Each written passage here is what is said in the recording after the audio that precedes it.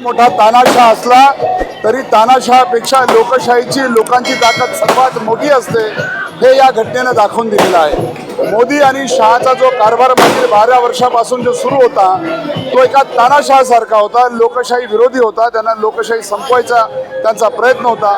मात्र ह्या देशातल्या विद्यार्थ्यांनी जो निरंतर जो लढा दिला, युवकांनी लढा दिला, त्याला आलेलं यश आहे। मात्र हा जो लढा आहे ह्या लढ्याची सुरुवात आहे। आता याच्यानंतरचा संघर्ष अधिक तीव्र होईल, कारण त्यांचे प्रश्न फक्त राजीनाम्याने सुटलेले नाही, बेरोजगारी आहे, शिक्षण व्यवस्थेतला भ्रष्टाचार आहे, शिक्षण पद्धती आहे, परीक्षा पद्धती आहे।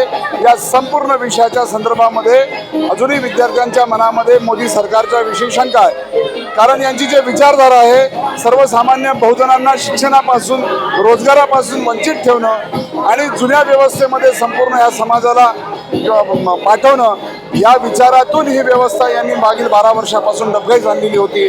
त्याच्या विरोधातला जो उद्रेक राहुलजींनी सामान्य विद्यार्थ्यांच्या मनामध्ये, सामान्य तरुणांच्या मनामध्ये जी भावना निर्माण केली, मागील अनेक वर्षापासून राहुलजी नीट, पेपर लीक, बेरोजगारी, महागाई या संपूर्ण मुद्द्यावरती संसदेच्या आतमध्ये आणि संसदेच्या बाहेर सातत्याने आवाज उठवत आहे।